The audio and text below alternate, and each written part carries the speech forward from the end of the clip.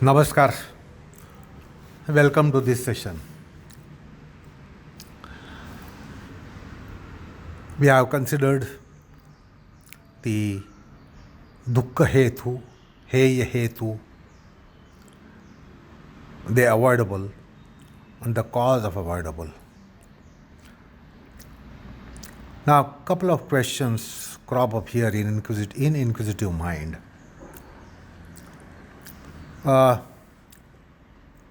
First of all, who really suffers? Because metaphysically, we are told that the Atma tattva, Purusha tattva, Atma is Akarta, abhokta.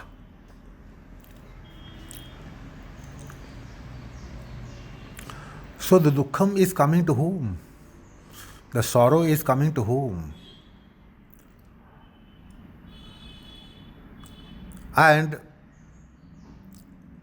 if this sorrow is not there essentially to metaphysical entity of the self, then why bother about it? So, is there something like real sorrow? Or is everything pseudo sorrow? If Purusha Tattva is Satchidananda, abhokta, Akarta,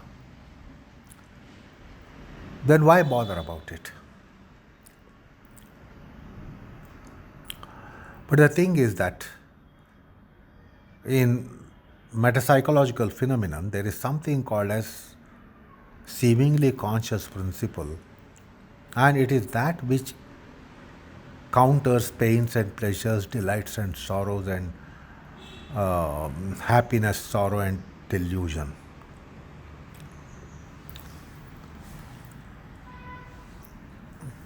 And that is keeping us bound to karmic gravities.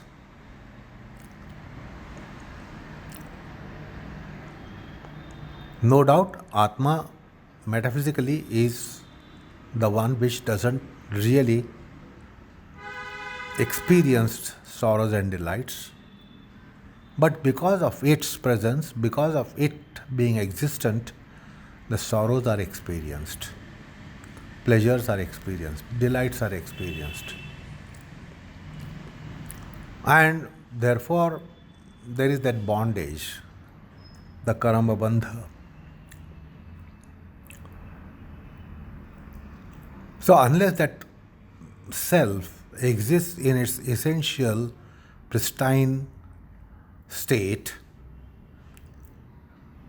there is no chance of liberation from this inevitable bondage, karma and karmaphala. And therefore, this samyoga is the one which is causing the bhogam, the prapancham, the samsaram, for which we have seen the meaning to the best possible extent in our previous sessions. And viyogam would be meaning that it is isolation, separation of the two entities which have come into conjunction.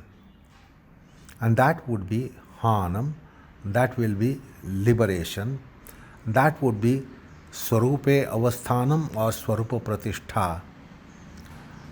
And this Purusha Tattva will be given its pristine state, and that's why it is also called isolation. And isolation therefore becomes a Purushartha.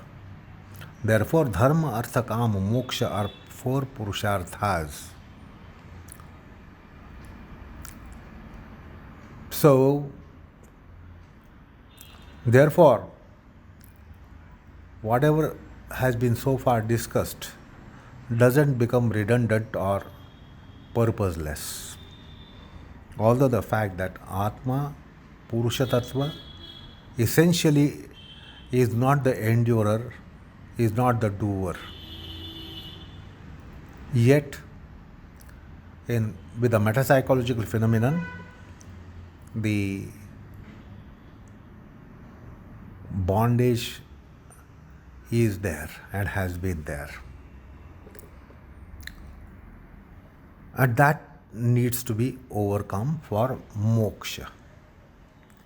So that was also discussed that moksha is not a state that we have to attain altogether new, nor expel altogether that is existent. So Atma is Swarupataha Mukta. The Atma Tattva is by essential nature is untouched by the phenomenon of bondage. As a matter of fact, there is nothing like Bandha Moksha. It is always in its state. But because of this Maya, there is that conjunction, and the conjunction gives us Bhasamana Chaitanya, and Bhasamana Chaitanya has all these experiences, colorful experiences, and we want this drama to end. The drama may be a theater to watch, drama to watch might be exciting, but somewhere we want the show to end. Just because the drama is wonderful, it doesn't mean that it should continue forever.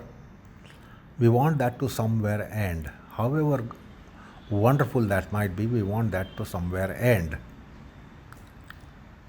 So this drama has to somewhere end. It might be colorful, but it has to end somewhere.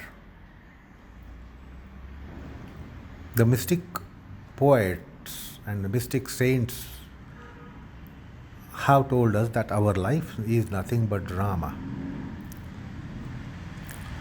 It is a drama for which we are not given the script, but we have to enact variegated roles, colorful roles, and we enact all these roles because essentially we don't have any roles to play. We are nobody's nobody. Nothing happens to us, nothing do we do, nothing do we want, nothing do we want to escape, nothing do we want to have. Yet, we know what the life is. So the life is said to be quite dramatic. And for this drama, we are the actors. We are the lead actors. We have to play our role.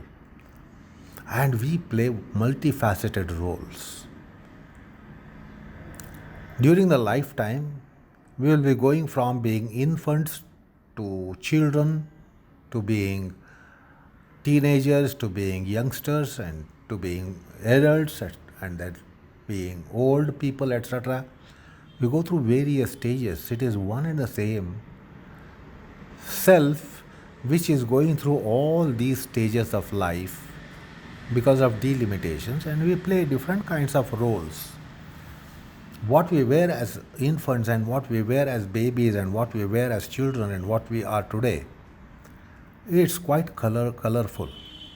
And we have been enacting various kinds of roles as infant, as a child, as a teenager, as a young person, as an adult person, etc., etc.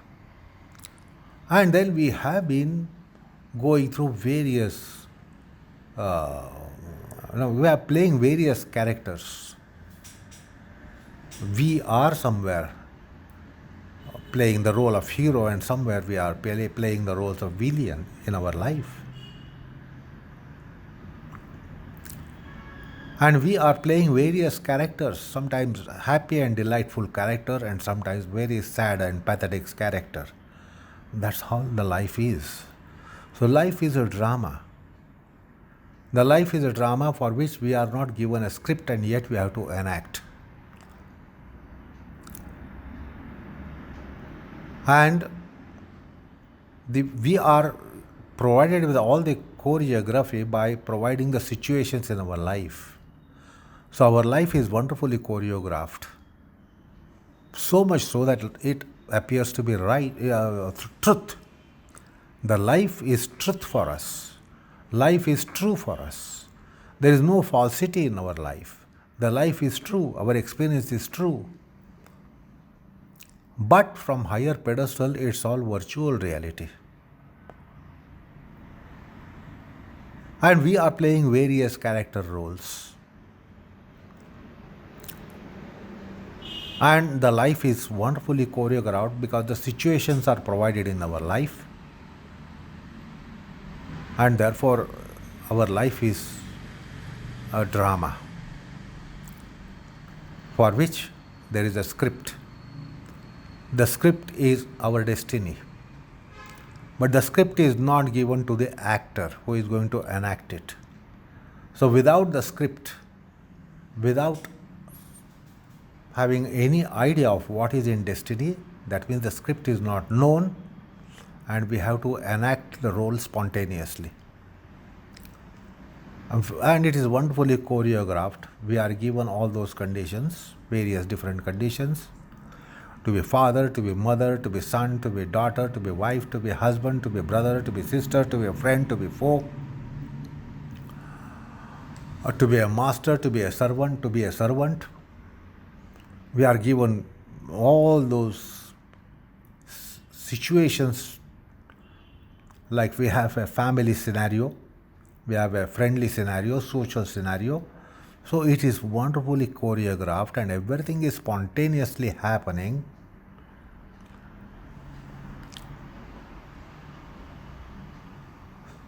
But the fact of the matter that we are not given the script, although we have to enact the role for 60, 70, 80, 90 years, as long as we have our life. Whatever is the duration of our life, we have to enact the roles, variegated roles, variegated characters, and we play various character roles. So, fact of the matter, the self by itself doesn't at all become the part of the drama. But because of it, everything happens. It doesn't do, but everything happens because of it. It doesn't have the eyes, but because of it, the eyes will see. It doesn't have the mind, but because of it, the mind will think. It doesn't have ears, but because of it, the ears will hear. So this is how the Upanishads have described. It doesn't have limbs, but because of it, all the limbs work. It doesn't have senses, because of it, all the senses work.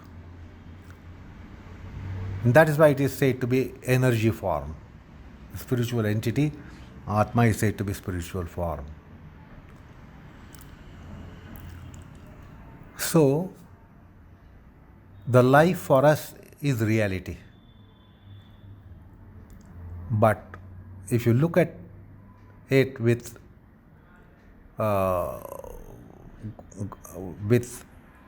reality itself, it is a virtual reality. It is not real reality, it is a virtual reality. The life is virtually true for us. We do become happy and sad and delight, and we do experience excitement, and we do experience despondency. We do experience fear. We do have courage. All these things do happen in our life, and they are real for us.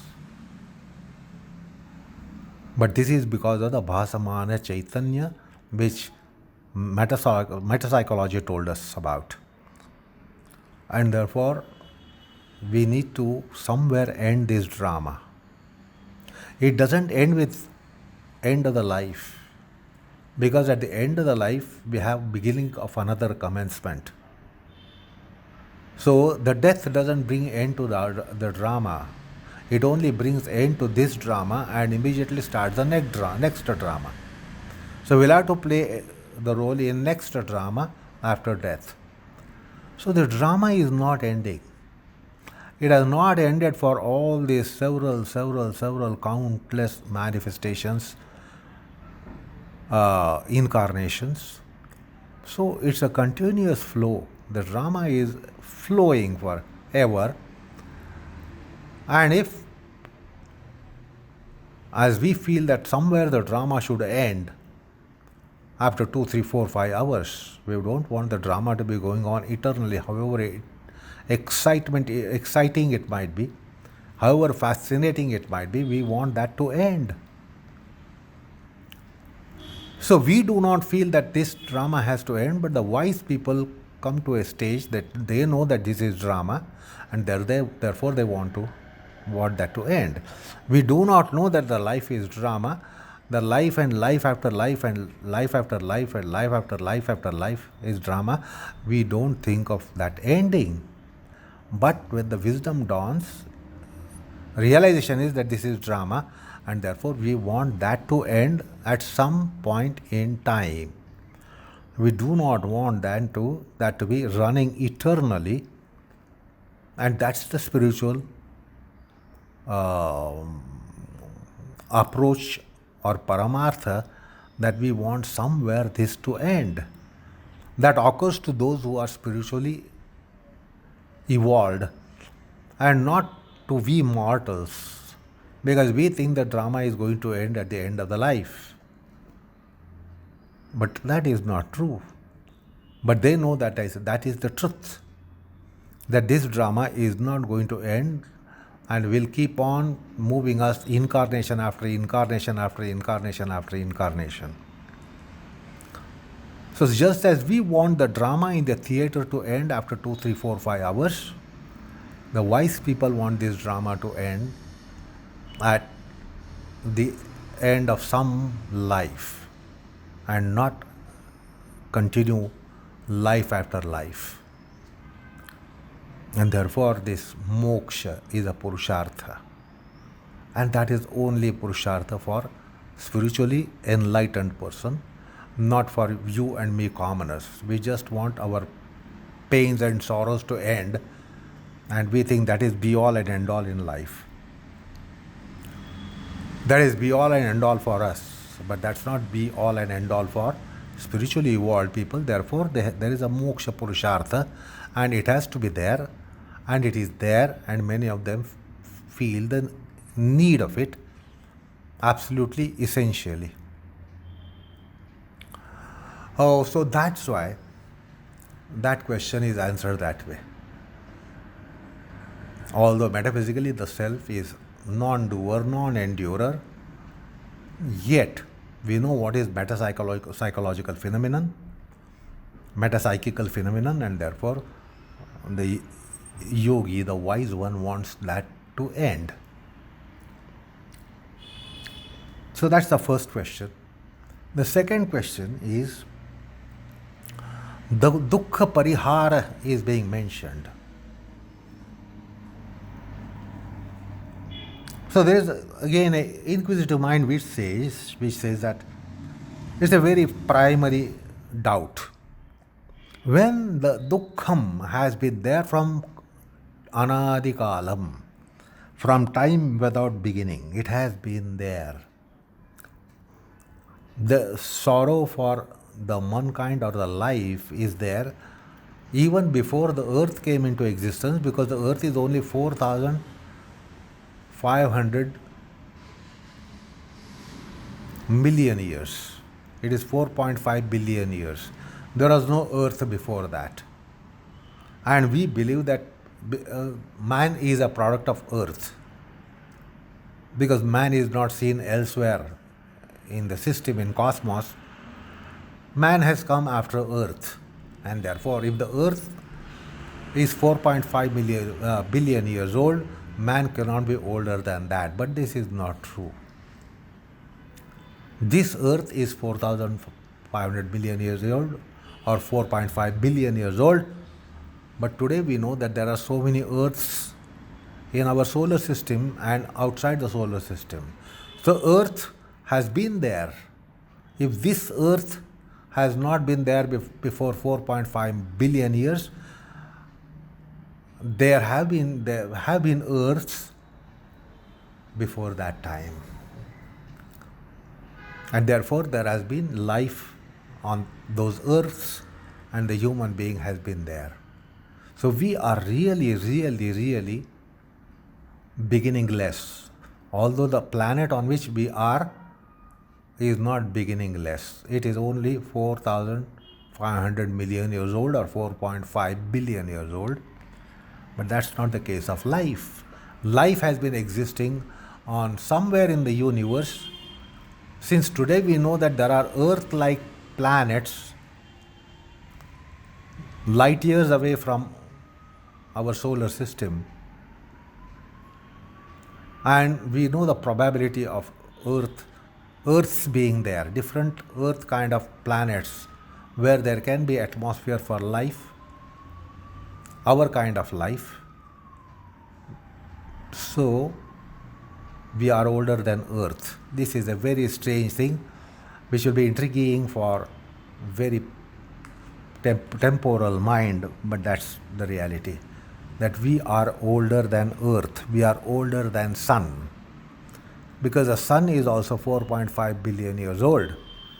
This Sun was not existing before that time. However, there have been countless suns in our galaxy and in the universe. So the thing is that we have been really having dukkham from time without beginning. Not just time immemorial, but time without beginning, precisely anadi, absolutely precisely anadi kalam. So the question is that when the dukkham has been there from anadi kala,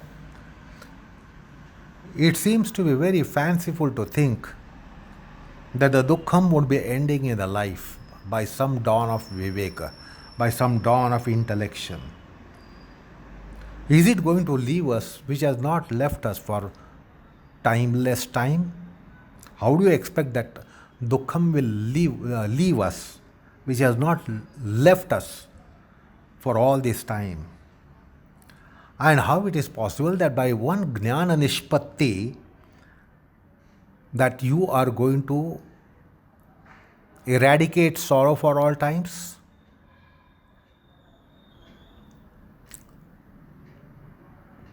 Because we know sorrows go temporarily. So in what substantiation do you say that the sorrows will go for all time thereafter? The sorrow has been there from time without beginning. And the first question is, how will it leave us when it has not left us? During all these times, what scope and what chance and what expectation can be there, and what is the probability that by one jnana nishpatti that the sorrows will go for all times? So this seems to be little fanciful thinking or dreamy thinking. This seems to be dream. So Vyasa proceeds to answer this doubt which comes to inquisitive mind and which should come to inquisitive mind. So he says, Kasmat dukkha hetu pariharyasya pratikara darshanat.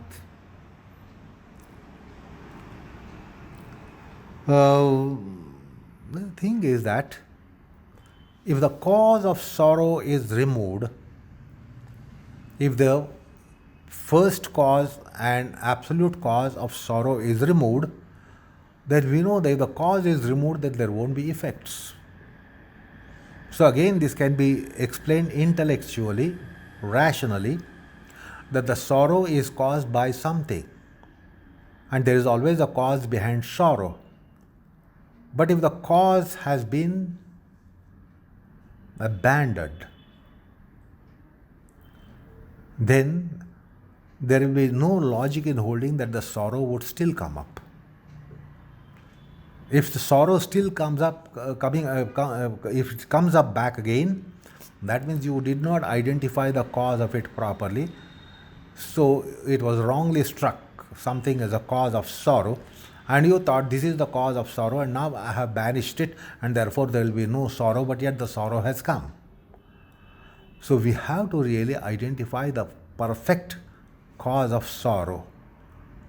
And if that perfect cause of sorrow is set aside, If there is pariharam of that, then we know that pratikara of dukkha has taken place. So dukkha hetu is so important, and that is what we discussed all this time. The first cause, the primordial cause, the only cause, the material cause, that is the drashta drushya samyogam. That is the real cause of sorrow. And if that is ended, the real cause of the sorrow is ended, and if that real cause of sorrow is ended, absolute cause of the sorrow is ended, there will be absolute end of the sorrow. So there is quite logic behind such position of the Patanjalas.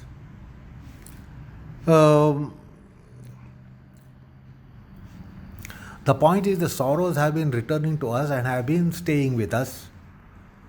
It is because we have been embracing avidya. We have been embracing avidya, and that is the real cause of sorrow. That we are not prepared to part with our avidya, and we have not set aside the avidya, and therefore billions and billions and billions of lives we have been experiencing sorrow.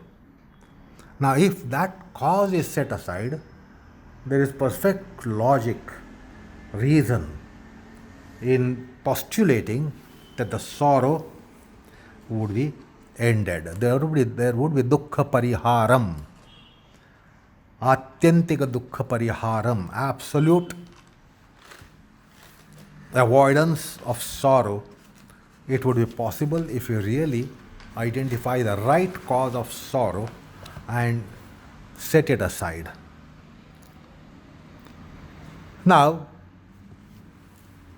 so that question is also answered, which came to inquisitive mind. Now, who is really sorrowed? What is really sorrowing? And what is sorrow? Because for us, we know that there are objects of sorrows, and therefore we say that this is the thing because of which I got sorrow. So the thing is outside us. And then it afflicts sorrow to us, and then we are sorrowed. But the sorrow that has been spoken of here is not of that kind.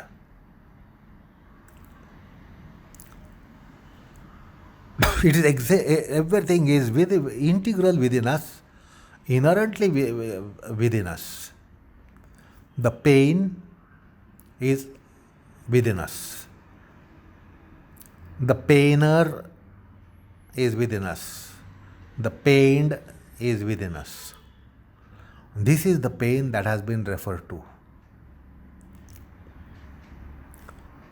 Yogi is not going to point out at something extraneous thing and a person external saying that this is the person who causes me problems, this is the person who causes me sorrows, this is the thing which causes me sorrow.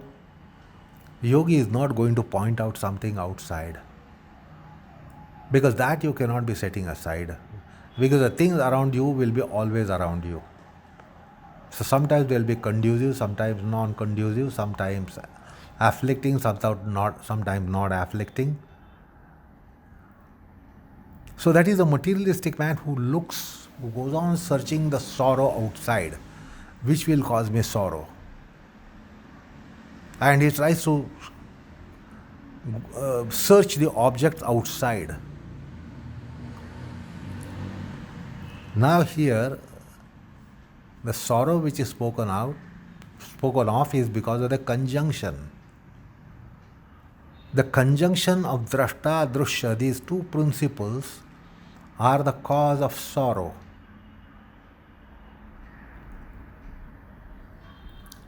So, what is pained, what is sorrowed is bhasamana chaitanya. What is sorrowing The sorrowing factor, agency, instrument is also, it is inherently within us, our own mind. So there is that dichotomy. Our own mind sorrows our own mind.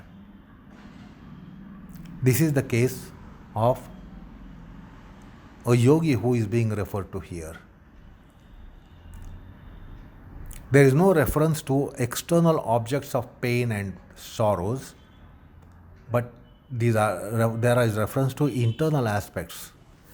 So I am pained. What is really causing pain? My mind is causing pain to me. The me of me is mind, and the one which is causing pain, which is the mind, is also mine. Through which it is causing is also mind. So instrumental entity of causing pain, objective entity of causing pain, and subjective entity of pain caused, they are all one and the same, chitta, the mind. So this we need to understand. That our own mind is causing sorrow. That's why we hear this in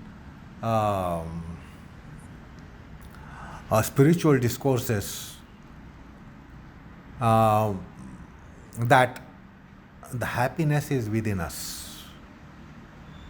We don't have to go in search of happiness outside. The true happiness is within us. And we materialistic people are searching for delightful objects outside us, and we say, this is my delight. The delight, the sukham, is within us. The experience is within us. And therefore the locus of sukham is also within us. So in spiritual sermons, we get this advice. If you want to go in search of pleasures, don't go outside in search of pleasures, go inside in search of pleasures. Real pleasure will be found inside, real pleasure will not be found outside. And that's why in spiritual sermons, we get this instruction that if you are looking for happiness, go within, search within, and get it from within, and have it from within. So also the sorrow is within us. The sorrow is not an object outside us, because the same object may not be sorrowful object for another psyche. It's sorrowful object for you, it doesn't mean that it is sorrowful object for all psyches. So that sorrow is not there in objects, nor the delights are in objects. Objects are not loci of pleasures and pains. It is all within us. This is the drama within us which gives us all these experiences. So our consciousness, or matter of consciousness itself, is object of pain, instrument of giving pain, and subjective entity of receiving pain. So also object of giving pleasure, instrument of giving pleasure, and experiencing the pleasure subjectively. It is all within the mind. The mind is playing every kind of role actually. Even if you say that the rose is pleasing you, it's not the rose that is pleasurable object. The image of rose which is caught in your consciousness is really giving pleasure. It is not proper to say that extraneous external rose gives me pleasure. The rose must be cognized. There is a perception of the rose, and that rose gives you delight, which is in the mind, which is called apperception. So little understanding of psychology will tell you about this. That object outside doesn't give us delight, such as rose, such as lotus, such as a delicacy. But its fabrication within our psyche is giving us delight. That is the same as the case with pain. So, the vexed, the vexer, and the vexing is all within our chitta. It is all within our mind, if it can be said that way as well. That is why you come across Upanishad saying, Mana eva manushyanam karanam bandha mokshayoho. If you are going to be in bondage, it is because of your mind you are in bondage. If you are going to get liberated, it is because of mind that you are getting liberated. Mind is the cause of either giving you bondage or liberation. So this is a very interesting that we need to understand. See, when we have dukkham is always a prick. So it agonizes us. It's like a prick. Like a thorn pricks you, what you get pain.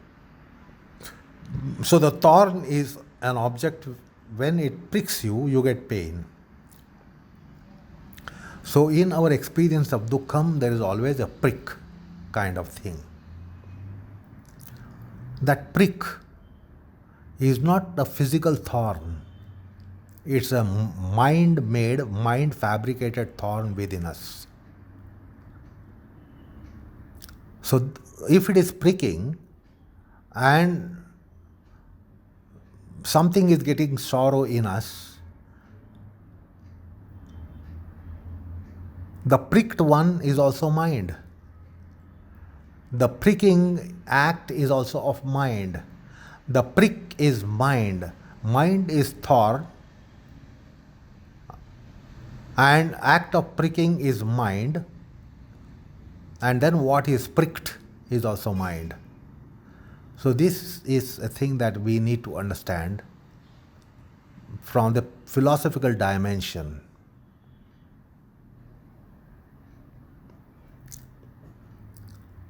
So pricked, pricking and pricker, all the three are of the material of our consciousness, of the material of our chitta. This is the phenomenon that we have to understand as to what happens within us.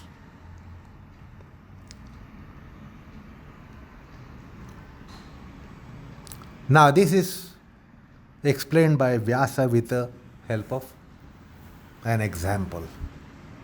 See, when you are walking through woods and forests barefooted, you will know that you are invariably pricked because you are walking barefooted. So naturally your foot will be pricked. Now it will be pricked by what? Something that is pointed object such as a thorn. The thorn will prick you. And then you will be pricked in the form of pain sensation. So we know that the thorn is object and the thorn pricked our foot part. So foot was pricked. And then what got the sorrow? You got the sorrow. So we know that in this example, there are three things. That the piercing nature of a thorn is a cause, one of the causes. The piercing nature of the cause, what is called as padatala bhedyata. It can pierce our foot. So padatala bhedyata is the first factor for the sorrow to have a result. Sorrow to result in or sorrow to be caused. So padatala bhedyata. And then the thorn which can be pricking. So that is in the thorn. The pointed end of the thorn has that potential to prick our foot. Bhedana kartratvam. The thorn can only get pierced because of its pointed end. So that is called bhedana kartritvam. That is in the head of the thorn. So our foot can be pierced. The thorn can be piercing.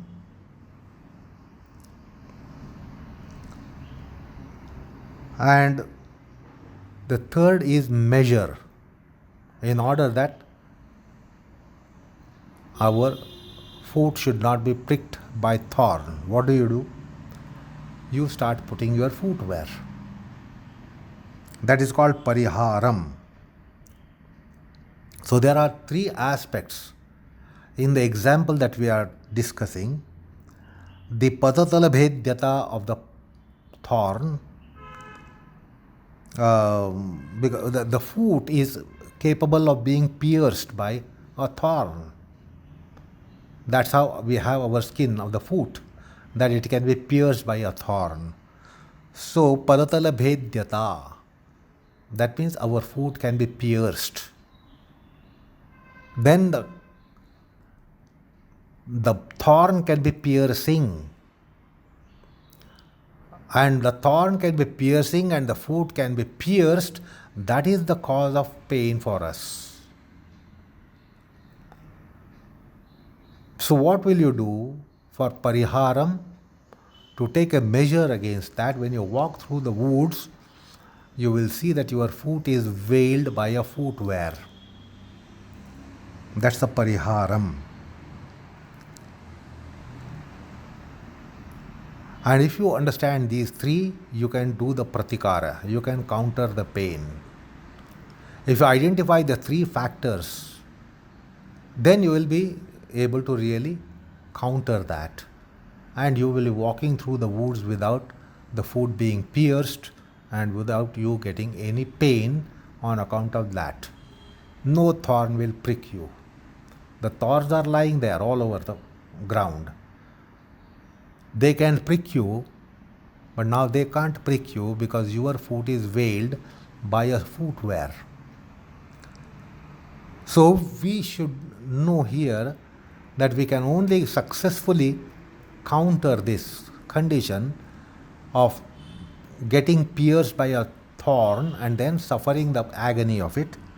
So we should know the three factors: that the foot is capable of being pierced, the thorn is capable of piercing, and the footwear is capable of preventing a prick, and therefore you won't get the pain. So here, in this example, we are made aware of something that is extraneous to us, that is the thorn. Thorn is not part of us. It is part of the wood and forest. But now here, the dukkham that we are discussing, we have to understand how this analogy has to be now conceived here.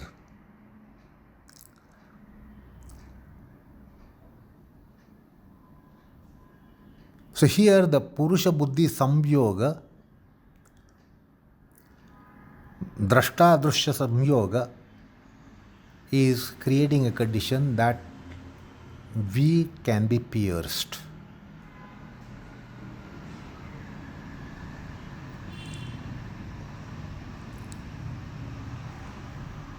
And then the Sukha Dukkhas are like thorn, they can prick you. And then you get the pain. So mind gets the pain. The mind, which is outcome of conjunction of seer and seen, that's also a mind that can be pierced. And what is going to pierce is the sorrow that is within you. Parinama dukkha, tapa dukkha, samskara dukkha. So tapya, tapaka, and tapta, agonizing agonizer and agonized, are all part of our consciousness and our chitta. So the Buddhisattva is piercing Buddhisattva, and then Buddhisattva which has pierced Buddhisattva is creating pain for Buddhisattva. This is how the reality is. That is called Bhoga Mimamsa, law of experience, which yoga psychology postulates.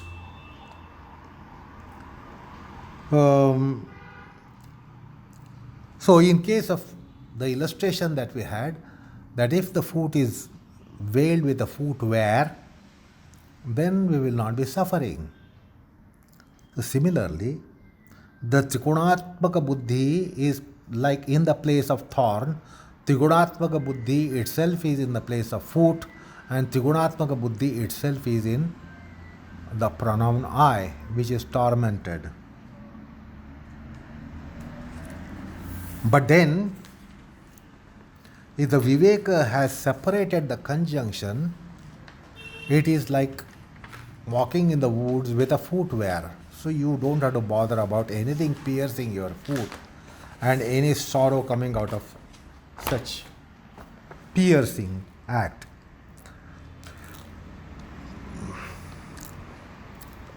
So what is agonized is not Purusha Tattva. What is agonized is samanacaitanya, which is in the chitta. What is agitating is also in the chitta, through which the act of agitation is taking place is also in the chitta. So all the three are in our mind stuff. Now then, how to open out the dichotomy or trichotomy here? It is by sattva rajatama gunas.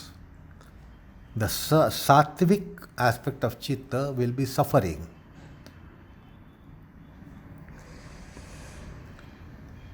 And the rajasic aspect of the chitta will be vexing.